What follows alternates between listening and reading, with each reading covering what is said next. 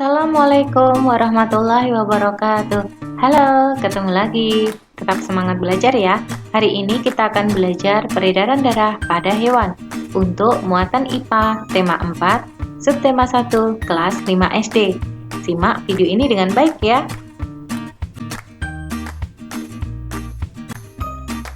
Sistem peredaran darah pada hewan dibedakan menjadi dua jenis. Yang pertama, sistem peredaran darah terbuka, dan yang kedua, sistem peredaran darah tertutup. Apa ya perbedaan keduanya? Pada sistem peredaran darah terbuka, darah mengalir tidak melalui pembuluh darah. Nah, contohnya pada mayoritas hewan avertebrata, misalnya serangga, siput, laba-laba, dan semut. Sedangkan sistem peredaran darah tertutup artinya darah mengalir melalui pembuluh darah. Contohnya pada hewan vertebrata atau hewan yang bertulang belakang.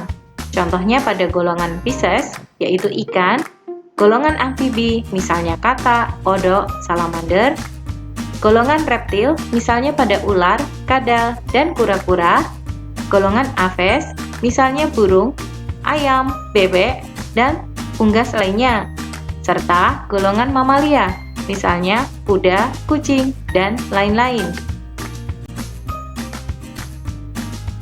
Sistem peredaran darah terbuka pada hewan adalah sistem peredaran darah di mana darah tidak dialirkan melalui pembuluh darah, namun langsung dialirkan ke dalam rongga tubuhnya. Nah, pada peredaran darah ini, darah mengalir cukup lambat karena tekanan darahnya rendah. Sistem peredaran darah terbuka terdapat pada mayoritas hewan avertebrata atau hewan yang tidak memiliki tulang belakang. Contohnya adalah belalang. Peredaran darah pada belalang melibatkan organ berupa jantung dan pembuluh.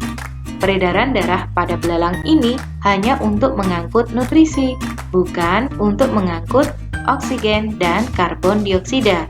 Perhatikan gambar ya, terdapat jantung dan pembuluh darah yang terbuka.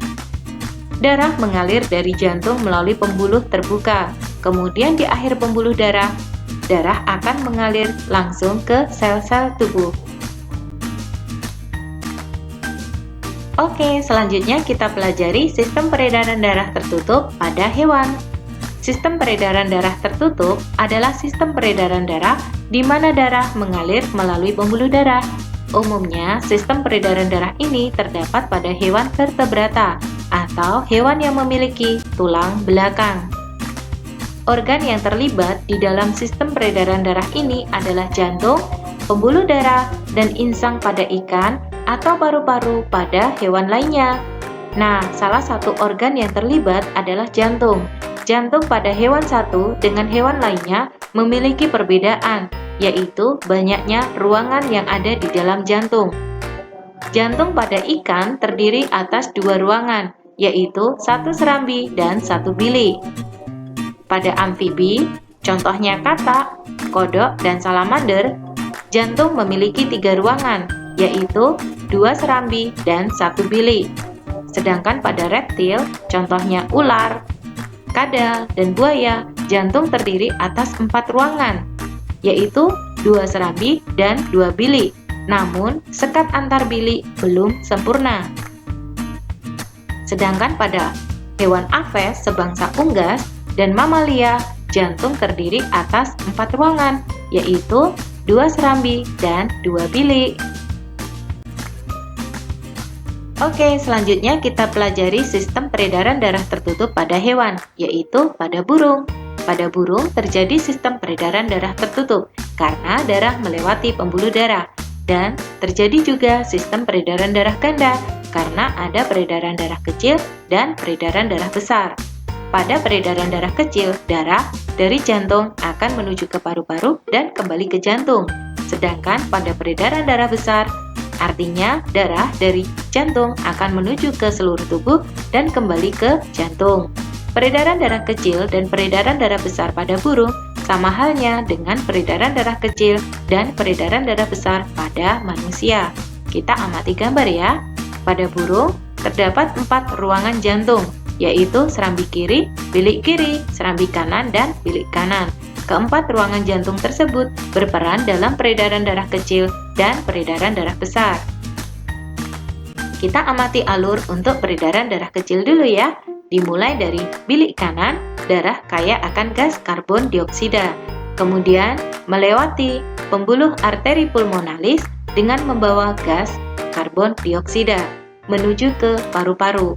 Di paru-paru, gas karbon dioksida akan dilepaskan. Selanjutnya, darah akan mengikat gas oksigen. Darah keluar dari paru-paru, kemudian melewati vena pulmonalis dengan membawa gas oksigen dan menuju ke serambi kiri. Sehingga di serambi kiri, darah kaya akan oksigen. Sehingga bisa kita simpulkan alur untuk peredaran darah kecil. Dimulai dari bilik kanan, darah kaya akan gas CO2 atau karbon dioksida. Kemudian melewati arteri pulmonalis dan berakhir di paru-paru, gas karbon dioksida akan dilepaskan. Selanjutnya, darah akan mengikat oksigen di paru-paru, kemudian berlanjut melewati vena pulmonalis dengan membawa oksigen atau O2 dan berakhir di serambi kiri. Sehingga di serambi kiri, darah kaya akan O2 atau gas oksigen. Nah, pada peredaran darah besar dimulai dari bilik kiri. Di bilik kiri, darah kaya akan oksigen, kemudian akan melewati aorta dan arteri dengan membawa gas oksigen menuju ke seluruh tubuh. Di seluruh tubuh, gas oksigen akan dilepaskan. Sebagai gantinya, darah akan mengikat gas karbon dioksida. Kemudian, darah akan melewati pembuluh vena atau pembuluh balik dengan membawa gas karbon dioksida dan akan menuju ke serambi kanan, sehingga di serambi kanan darah kaya akan gas karbon dioksida. Sehingga bisa kita tuliskan alur untuk peredaran darah besar, yaitu dimulai dari bilik kiri, darah kaya akan oksigen atau O2. Selanjutnya melewati aorta dan arteri menuju ke seluruh tubuh. Di seluruh tubuh, oksigen akan dilepaskan. Sebagai gantinya, darah akan mengikat gas karbon dioksida. Kemudian, darah akan kembali ke jantung melewati vena dengan membawa gas karbon dioksida atau CO2 dan berakhir di serambi kanan. Sehingga di serambi kanan, darah kaya akan gas CO2 atau karbon dioksida. Oke, kita sudah selesai belajar sistem peredaran darah pada hewan. Terima kasih sudah menyimak video ini dengan baik. Sampai jumpa. Wassalamualaikum warahmatullahi wabarakatuh.